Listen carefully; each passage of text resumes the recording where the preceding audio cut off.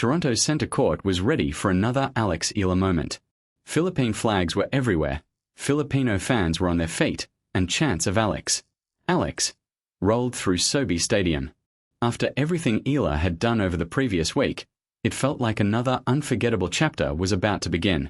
But within a few games, something looked off. The quick, explosive footwork that had become one of Eala's biggest weapons wasn't quite there. She was reaching for balls she normally got to comfortably. Shots that had been landing on the lines throughout her remarkable run were suddenly drifting wide or falling short. And when the final point was over, the scoreboard delivered the painful ending. Belinda Bencic defeated Alex Eala 6-4, 6-0. The dream run was finished. The 7-match winning streak was over. But the score alone didn't tell the whole story. Behind the scenes, Eala had been dealing with pain, fatigue, and an ankle issue that had started in her previous match against Katie McNally. And according to the accounts surrounding her team, David McPherson later shed light on just how difficult the situation had become. The problem hadn't suddenly appeared against Bencic. It had been building for days. To understand why this loss hit so hard, you have to go back to where this incredible stretch began. Eala arrived in Toronto fresh off a historic WTA Tour title at the Washington Open, where she defeated world number 3 Jessica Pegula in the final. She came into the National Bank Open riding a 7-match winning streak and carrying a career-high ranking around the world's top 20. Her confidence was soaring. During the season, she had already taken down multiple Grand Slam champions and defeated an Olympic gold medalist. She wasn't just playing well. She was playing the best tennis of her life, and the rest of the tour was starting to notice. Then came Toronto, where the Filipino community turned the tournament into something that felt almost like a home event for Eala. Tournament director Carl Hale said her presence helped generate thousands of ticket sales, with demand strong enough to push her onto center court. The atmosphere was electric. Philippine flags filled the stands. Fans were chanting her name before, during, and after matches. Eala embraced it. After her battle with Katie McNally, she even remembered hearing someone in the crowd say they wanted to be Filipino for the night. That stayed with her. It summed up the energy surrounding her run. She wasn't simply winning tennis matches anymore. She was creating moments that connected with Filipino fans in Canada, back home in the Philippines, and across the world. But the McNally match changed the trajectory of the tournament. During the second set, Eala rolled her right ankle after landing awkwardly following a forehand. It was one of those moments when an entire stadium seems to hold its breath. She immediately needed attention and called for a medical timeout. The ankle was heavily taped before she returned to the court. At that point, nobody knew whether she would be able to finish. Eala did more than finish. She kept fighting. She pushed through the discomfort, eventually removed the tape, and battled her way to a 6-4 third-set victory. The match lasted roughly 2 hours and 39 minutes, adding another physically demanding contest to an already exhausting stretch.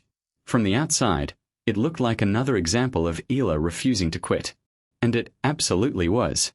But there was another side to that victory. She had survived the match, but her body had taken another hit.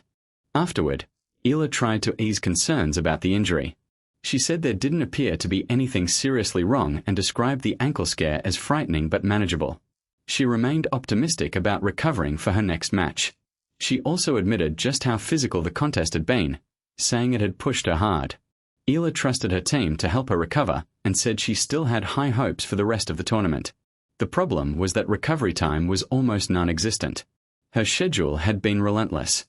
The rain-delayed Washington final had stretched across Sunday and Monday. She then traveled to Toronto and played Alicia Parks in singles on Wednesday. On Thursday, she competed in doubles alongside Venus Williams. Friday brought the marathon against McNally. By the time Bencic was waiting on the other side of the net, Eala had been competing on 5 of 6 days and had played 7 matches in roughly a week. Eala herself admitted how tired she was after the McNally battle. That kind of workload would challenge anyone. Add a sore ankle, travel, recovery sessions, doubles, the emotional pressure of a breakthrough run, and another elite opponent waiting less than a day later, and suddenly the situation becomes much more complicated. That is where the explanation surrounding David McPherson and Eala's team becomes important. The injury didn't begin against Bencic.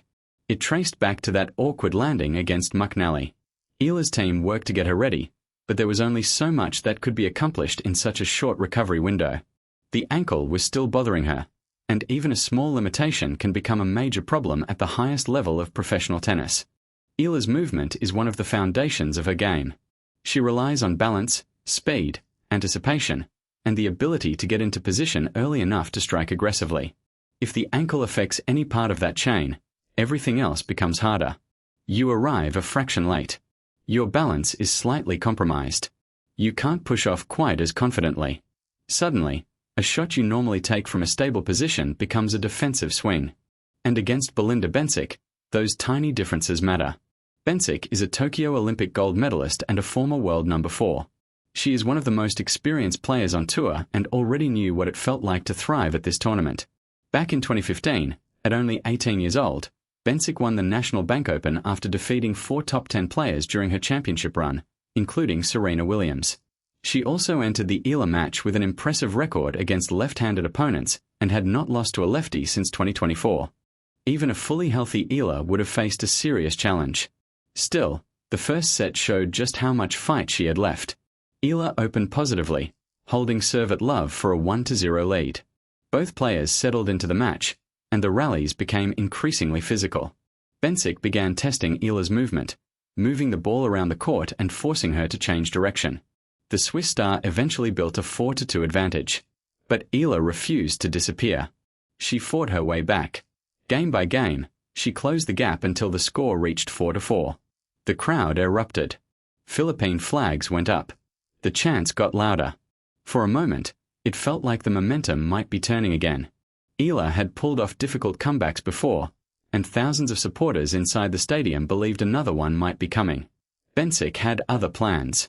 The experienced Swiss star raised her level at exactly the right time. She broke Eala's serve in the 9th game and then calmly served out the set, 6-4.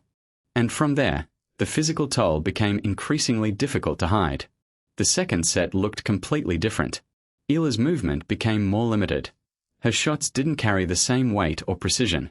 Bencic recognized the opening and became relentless, changing direction, taking the ball early, and keeping Eala under constant pressure. The longer the exchanges continued, the harder it became for Eala to recover her court position. Errors began creeping into her game. Holding serve became increasingly difficult. And once Bencic got ahead, she never gave Eala room to rebuild confidence. The games disappeared quickly. 1 became 2. 2 became 3. And before the Filipino crowd could find another surge of energy to pull Eala back into the contest, Bencic had completely taken control. The second set ended 6-0 in a little more than half an hour. Just like that, the run was over. 7 straight victories. A historic Washington title. Packed crowds in Toronto. An emotional battle through an ankle scare. And now, a 6-4, 6-0 defeat.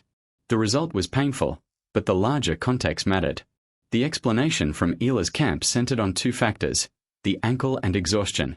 Treatment between matches helped, but it couldn't completely erase the soreness. The physical workload from 7 matches in such a compressed period made recovery even harder. And when the opponent across the net is someone as accomplished as Bencic, there is nowhere to hide a weakness. That doesn't take anything away from Bencic. She deserved the victory. She recognized what was happening and played the match with the experience of an Olympic champion. She forced Eala to move, attacked opportunities, and never let the pressure drop. At the same time, Eala's decision to step onto the court despite everything she had been through says plenty about her mentality. She could have focused only on the pain or the fatigue. Instead, she competed. She tried to find a way. She made the first set a battle and fought back from 4-2 to 4-4 before Bencic eventually pulled away. That fighting spirit has become part of what attracts so many fans to Eala. And that is why this loss should be viewed in context. Yes, the winning streak ended. Yes, the second set was difficult. Yes, the quarterfinal dream disappeared. But none of that erases what came before it. Eala had entered Toronto as one of the hottest players on tour. She had just won a breakthrough WTA title. She had beaten elite opponents. She had filled stadiums and brought Filipino fans together thousands of miles from home.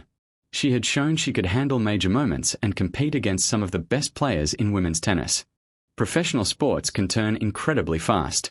One awkward landing can change an entire tournament. One exhausting week can take away the legs that carried a player through the previous one. That doesn't mean the journey has failed. It means the body eventually demanded something determination alone couldn't provide. And remember, Alex Eala is only 21.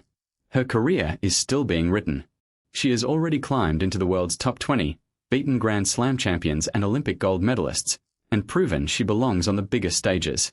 She has a team around her, a rapidly growing fan base, and an entire Filipino community that seems determined to follow her wherever she plays. Next comes another challenge, with Cincinnati and then the US Open on the horizon. But before anything else, recovery will matter. The ankle needs attention. The body needs rest. And mentally, Eala has to take everything she learned during this incredible stretch and carry it forward. The Toronto loss will sting. Competitive athletes hate losing, especially when they know they couldn't physically produce their best tennis. But sometimes the most valuable weeks aren't the ones that end with a trophy. Sometimes they're the ones that show you exactly what your body, your game, and your mindset need for the next level. Alex Eala's Toronto dream may be over, but her larger story is nowhere close to finished. She fought through pain. She fought through exhaustion. She walked onto center court knowing she wasn't feeling perfect and still tried to give everything she had. On this day, Belinda Bencic was simply too strong. But one loss doesn't erase a breakthrough. And if Eala's recent run has taught tennis fans anything, it's this: when Alex Eala gets knocked down, you probably shouldn't assume she's staying there for long. For more Alex Eala updates and coverage from around the tennis world, subscribe to the channel and turn on notifications so you don't miss what happens next.